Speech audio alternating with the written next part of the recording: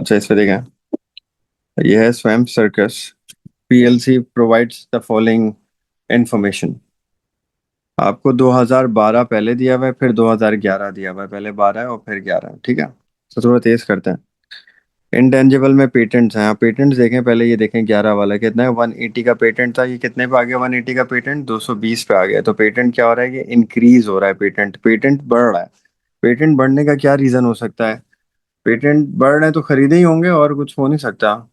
तो 180 से 220 ये एडिशन है। इन्वेस्टिंग एक्टिविटी में आएंगे ना, payment to acquire non current asset patents addition. Property है 1700 से 2400, बढ़ रही है। हो सकता है ये भी खरीदी हो, या हो सकता है ये रीवैल्यू हुई हो। नीचे एडिशनल इन्फॉर्मेशन में आके देखें, रिवैल्यूएशन रिजर्व है। रिवैल्यूएशन रिजर्व है, देखें जीरो था। जीरो से कितना हो गया ये? 700। तो रिवैल्यूएशन रिजर्व इंक्रीज हुआ है 700 से। रिवैल्यूएशन रिजर्व इंक्रीज होने का मतलब क्या है? कि कोई ना कोई एसेट तो रीवैल्यू करा है, तभी ये इंक्रीज हुआ है। और आप ऊपर प्रॉपर्टी भी देखें कितने से बढ़ी है, 700 से बढ़ी है। तो इसका मतलब ये हुआ कि इस सवाल में increase in property is due to revaluation. ये रीवैल्यूएशन से इंक्रीज हुई है, खरीदी नहीं है। पैसे नहीं गए, बस आपने बढ़ा दी वैल्यू इसकी, रीवैल्यू कर दिया इसको। तो इसमें ना पैसा गया है ना पैसा आया है। ये कैश फ्लो में रिकॉर्ड नहीं होता। इक्विपमेंट है 610 और 920, एक ही वैल्यू दी हुई है। तो ये कौन सी वैल्यू होगी? नेट बुक वैल्यू इक्विपमेंट की। लेकिन ये 610 और 920 का ब्रेकअप पीछे दिया हुआ है इसने। आप आए हैं पीछे, एडजस्टमेंट देखें कौन सा है। एडजस्टमेंट नंबर 2 पढ़े, देखें क्या है। 2011 में इक्विपमेंट की कॉस्ट बताई हुई है 905 थी, और प्रोविजन 295 था। यहाँ रुक जाए, 2011 में हम यहाँ लिखते हैं 2011 में इक्विपमेंट की कॉस्ट 2995 और प्रोविजन 295 थी। और 2012 का भी बता रहा है, यानी ये कॉस्ट और पीएफडी भी उसका ब्रेकअप दे रहा है। कॉस्ट कितनी थी? 1240 और 320। माइनस करें तो ये नेटबुक वैल्यू आ रही थी, बैलेंस शीट में दी हुई है ना, 920 और 610। 620, 610। तो यानी कि बैलेंस शीट में तो सिर्फ नेटबुक वैल्यू दी हुई थी उसने इक्विपमेंट की, लेकिन यहाँ उसने फर्दर उसका ब्रेकअप दे दिया कि उसने इक्विपमेंट की कॉस्ट भी दी हुई है, पीएफडी भी दी हुई है, कॉस्ट भी दी हुई है, पीएफडी भी दी हुई है, नेटबुक वैल्यू भी है। तो यहाँ हम सारे अकाउंट्स बना सकते हैं। कर ही लेते हैं सॉल्व इक्विपमेंट को, आगे पढ़ लेते हैं। 3, इक्विपमेंट 172 का जो था वो बेच दिया। डिस्पोजल कितने का बेचा? 90 का बेचा। और उस पर डेप्रिसिएशन कितनी लगी थी बिकने वाले पे? 101, ये भी बता दिया। तो इसने यहाँ पे हमें बताया इस साल उसने इक्विपमेंट डिस्पोज किया है, डिस्पोजल हुआ है। उसकी कॉस्ट क्या थी डिस्पोजल की? 172। डेप्रिसिएशन कितनी लगी थी उस पे? 101। 101। बेचा कितने का? 90 का। पहले माइनस करें, 172 माइनस 101, 71 बचा ना। और कितने का बेचा उसने इसको? 90 का बेचा। तो 71 की चीज 90 में बिकेगी तो क्या हो जाएगा? प्रॉफिट। नेटबुक वैल्यू से ज्यादा की बिक रही है ना, 71 नेटबुक वैल्यू बिक रही है 90 की, तो प्रॉफिट हो गया। कितना प्रॉफिट हो गया? 19 डिस्पोजल का। 19 ही याद है ना? हाँ। ये क्या हो जाएगा? Non cash income. ठीक हो गया। अब आप आगे आ जाए, नेक्स्ट आगे पढ़ते हैं। Other payable. अच्छा, इक्विपमेंट खत्म, डेप्रिसिएशन निकालते हैं ना इक्विपमेंट के। फिर मैं बताया नेटबुक वैल्यू अकाउंट से ही करेंगे solve. Net book value account format BD CD addition disposal. क्या है बीडी? नेटबुक वैल्यू को 610। सीडी क्या है? 920। एडिशन हमें बताई नहीं है सवाल में, डिस्पोजल बताया। डिस्पोजल की नेटबुक वैल्यू कितनी है? 71। नेटबुक वैल्यू अकाउंट में क्या है? डिस्पोजल की नेटबुक वैल्यू कितनी है? वो 71। एडिशन नहीं दिए। एडिशन हमें निकालने के लिए क्या करना पड़ता है? मैंने आप लोगों को बताया, जब एडिशन नहीं दिए होते तो हम कॉस्ट अकाउंट बनाते हैं। तो कॉस्ट अकाउंट बनाते हैं इक्विपमेंट का, कॉस्ट का बीडी एडिशन सीडी डिस्पोजल। कितने कॉस्ट का बीडी? 905। क्या है? 1240। एडिशन पता नहीं है, डिस्पोजल की कॉस्ट आएगी। कॉस्ट अकाउंट में डिस्पोजल क्या आएगी? कॉस्ट। नेट वैल्यू अकाउंट में क्या आएगी डिस्पोजल की? Net book value. Cost account में क्या आएगी डिस्पोजल की? कॉस्ट आएगी। अब इसको बैलेंस कर लें, एडिशन निकलेंगे आपके।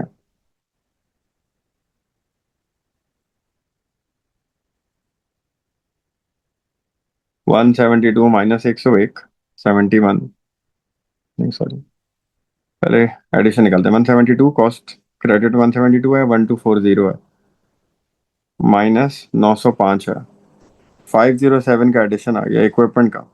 ये इधर भी लिखें, 507 डेप्रिसिएशन निकलेगी, प्लस 610 माइनस 71 माइनस 920, 126 आ रही है डेप्रिसिएशन। फिर से कर लेते हैं, 610 प्लस 507 माइनस 71, 126। ठीक है, ये हो गया आपका नॉन करंट एसेट। डायरेक्टर ने 2 lakh transfer to general reserve किया है। ट्रांसफर तो पैसे कंपनी में ना गए ना आए, ट्रांसफर पैसे जाते ना आते हैं। और डिविडेंड पेड है 3 लाख, फाइनेंसिंग एक्टिविटी में आएगा ये। ऑर्डिनरी शेयर डिवेंचर हुआ है, सही है। अदर पेबल, अदर पेबल पढ़े। अदर पेबल में 21,000 इंटरेस्ट है अनपेड और 11,000 इंटरेस्ट है, यानी कि ये कह रहा है कि आप अदर पेबल्स को देखें, 2012 2011 अदर पेबल बैलेंस शीट में देखें, लाइबिलिटी में अदर पेबल, ये रहा अदर पेबल, ये रहा 76 और 54। तो कह रहा है यार, ये जो 76 और 54 है ना, ये अक्रूड, इसमें इंटरेस्ट शामिल है। और इंटरेस्ट में तो हम अलग से अकाउंट बनाते हैं, तो इंटरेस्ट कितना शामिल है ये बता रहे हैं। इंटरेस्ट इसमें है 21 है और 11 है, 21 है और 11 है। इंटरेस्ट हटाकर अदर पेबल क्या है? वो अक्रूड है ना, इंटरेस्ट हटाकर अक्रूड आ जाएगा। तो 76 में से 21 हटाएं तो ये होगा 55, 54 में से 11 हटाएं तो ये होगा 43। ये अक्रूड है इंटरेस्ट के अलावा। इंटरेस्ट का भी अकाउंट बना ही लेते हैं, इंटरेस्ट पेड निकालेंगे ना हम। चलिए कैश फ्लो बनाते भी निकालेंगे। अब आगे आ जाएं, इन्वेंट्री को देखें, 509 से 480 पे आ रही है इन्वेंट्री। इन्वेंट्री कम हो रही है, इनफ्लो। रिसीवेबल बढ़ है, आउटफ्लो। बैंक तो आंसर ही कंसाइल में याद आएगा। पेएबल बढ़ है, इनफ्लो। टैक्स का अकाउंट बनेगा, इंटरेस्ट का अकाउंट बनेगा। डिवेंचर 400 से 500 बढ़ रहे हैं, इनफ्लो, शेयर डिवेंचर इशू करे होंगे। ओएससी 12 से 1500 बढ़ रहा है, इनफ्लो, शेयर प्रीमियम वगैरह कुछ भी नहीं है। ठीक है, नीचे आ जाए, प्रॉफिट फ्रॉम ऑपरेशन, ये दिया हुआ प्रॉफिट फ्रॉम ऑपरेशन मतलब profit before interest and tax. इसी से कैश फ्लो शुरू करते हैं हम। इंटरेस्ट फाइनेंस चार्जेस के नाम से दिया हुआ है, टैक्स दिया हुआ है, ये आई एस वाला अमाउंट है, आई एस। ठीक, अब हम कैश फ्लो शुरू करते हैं। कहाँ से शुरू करेंगे कैश फ्लो?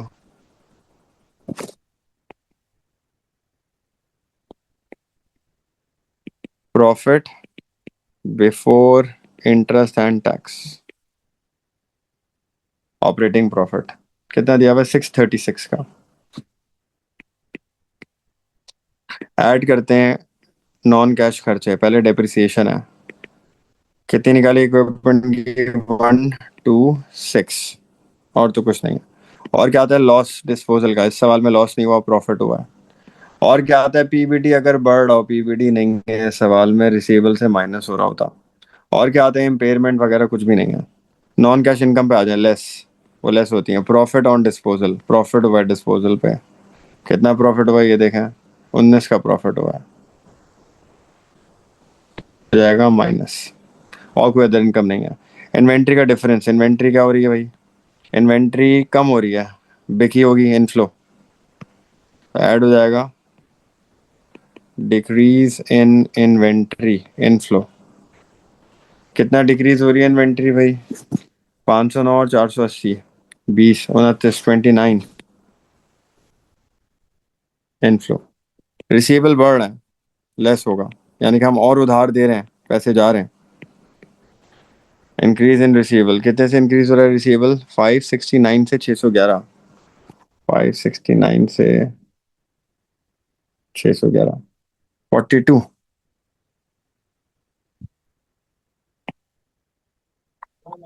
पेबल पे आ जाए, पेबल बढ़ रहे हैं, ऐड होगा increase in payables. Payable payable 501 से 512, 11 से बढ़ रहे हैं पेबल इनफ्लो। अच्छा, अक्रूड भी है सवाल में, देखें अक्रूड ये रहा अक्रूड 43 से। देखें मैंने आपको बोला था अक्रूड और प्रीपेड का भी फर्क देखेंगे, लेकिन इंटरेस्ट और टैक्स के अलावा वाला देखेंगे। तो इंटरेस्ट का अकाउंट बनेगा, टैक्स का अकाउंट बनेगा, इंटरेस्ट टैक्स के अलावा जो है वो देखेंगे। इंटरेस्ट हमने अलग कर दिया, इंटरेस्ट के अलावा ये है 43 और 55 कितने से बढ़ रहा है, 12 से। अक्रूड बढ़ रहा है मतलब उधार ले रहे होंगे, inflow at increase in accruals. कितना था, 12 था। हम्म, अब इंटरेस्ट का अकाउंट बना लें। Liability BD credit, CD debit, bank, IS. Interest का बीडी सीडी ये रहा, कितना है, 2011 वाला बीडी है 11, 21 ये सीडी है। IS income statement 11, interest interest finance 61, bank आ जाएगा। तो 11 प्लस 61 माइनस 21, 51 इंटरेस्ट पेड है। तो इंटरेस्ट पेड माइनस होगा लेस इंटरेस्ट पेड, पैसे जा रहे हैं 51 जा रहे हैं। ठीक है, टैक्स का भी अकाउंट बनेगा, टैक्स भी लाइबिलिटी में है। यही फॉर्मेट है, BD CD bank IS. Tax paid निकालना है। बीडी सीडी टैक्स का बैलेंस शीट से मिलेगा, देखें टैक्स का बैलेंस शीट में टैक्स, ये बैलेंस शीट है पिछले साल की, 195 और 220। 195 220 और आईएस कितना है, 220। 195 220, आईएस क्या है, 220, तो ये आ जाएगा 195 टैक्स पेड।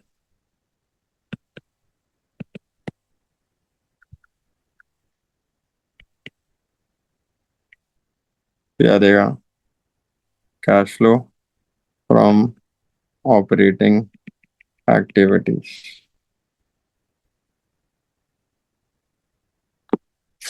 सॉल्व करें, 636 plus 126 minus 19 plus 29 minus 42 plus 11 plus 12 minus 51 minus 195, 507 आ गया यार ये।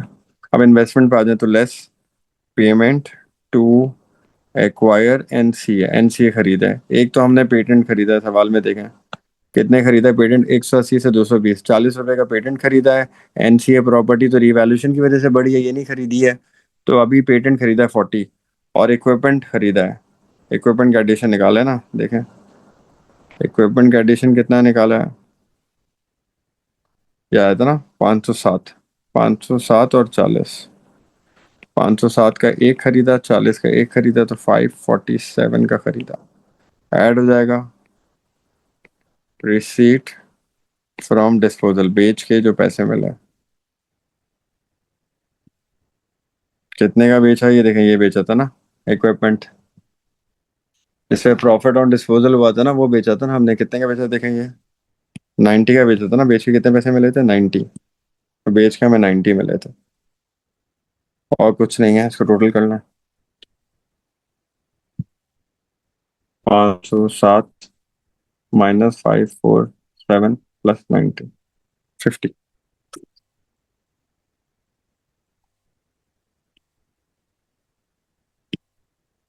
फाइनेंसिंग पे आ जाए, पांच चीज आती है फाइनेंसिंग में, ओएससी का फर्क, शेयर प्रीमियम का फर्क, पीएससी का फर्क, डिबेंचर का फर्क और डिविडेंड पेड।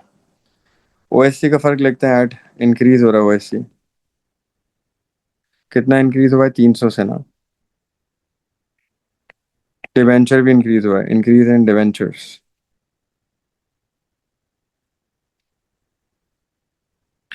डिवेंचर क्या हुआ है, 400 से 500, 100 से बढ़े हैं। पीएससी है नहीं इस सवाल में, शेयर प्रीमियम भी नहीं है इस सवाल में, और डिविडेंड पेड आ जाए।